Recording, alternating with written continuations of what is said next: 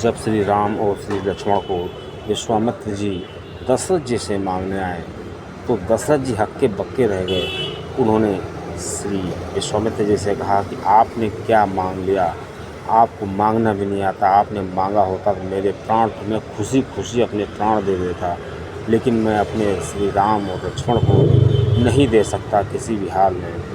फिर विश्वामित्र जी से वार्ता हो ही रही थी, उतनी देर में वशिष्ठ जी आ जाते हैं। वशिष्ठ जी कहते हैं कि देखिए महाराज, मैंने श्री राम और लक्ष्मण भरत शत्रुघ्न सबकी शिक्षा पूरी कर दी है। अब इनको अस्त्र शस्त्र के ज्ञान के लिए विश्वामित्र के जी के साथ जाना ही उचित होगा। वहाँ पर जाके ये विभिन्न प्रकार के आयुध का ज्ञान करेंगे। और जब ये चीज़ श्री दशरथ जी ने सुनी तो वो कुछ राजी हुए श्री राम और लक्ष्मण को भेजने में।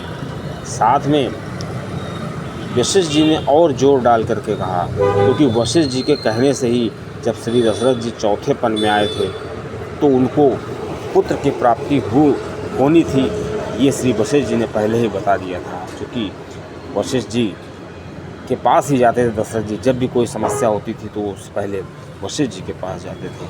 और वशिष्ठ जी ने जब ये कहा कि मैं ये जानता हूँ, मैं ये देख रहा हूँ, जब तक आपके पुत्र राम और लक्ष्मण किसी बाबा के साथ, किसी मुनि के साथ वन को नहीं जाएंगे, अकेले बाहर नहीं जाएंगे, तब तक ये पूरी शिक्षा में निपुण नहीं होंगे। इसलिए इनको विश्वामित्र जी के साथ भेजना ही आपके लिए उचित रहेगा। फिर दशरथ जी तब भी मन का पूरी तरीके से उनका मन नहीं था कि हम श्री राम और लक्ष्मण को भेज दें, क्योंकि चौथे पन में श्री दशरथ जी के पुत्र हुए थे और वो ऐसे पुत्र थे जिनको देख करके विश्वामित्र जी भी सुध-बुध भूल गए थे। वो भूल गए थे कि हम क्या करने यहाँ पर आए हैं, ऐसे कोमल बच्चों को कौन भला वन में भेज देगा। लेकिन जब वशिष्ठ जी ने ये कहा दशरथ जी से कि हमें महाराज, मैं ये भी आपको बता दूं कि जब तक आपके पुत्र विश्वामित्र जी के साथ वन में नहीं जाएंगे तब तक आपके घर में सुंदर वधू नहीं आएगी। वधू तभी आ सकती है जब श्री राम और लक्ष्मण श्री विश्वामित्र जी के साथ वन में जाएंगे। बस जब ये चीज़ दशरथ जी ने सुनी तो दशरथ जी का जितना जो शिकायतें थी, शिकवे थे, सब दूर हो गए। तुरंत दशरथ जी राजी हो गए और श्री दशरथ जी ने राम और लक्ष्मण को विश्वामित्र जी के साथ विदा कर दिया। अब रास्ते में चल रहे होते हैं, लेकिन विश्वामित्र को भी संशय रहता है कि क्या ये ब्रह्म है।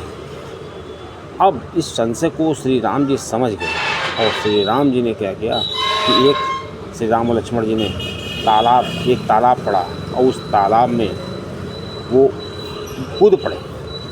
हालांकि दशरथ जी ने कहा था कि जो भी कार्य करना पहले गुरु जी की आज्ञा ले लेना, लेकिन श्री राम लक्ष्मण जी कूद करके वहाँ कमल तोड़ने लगे।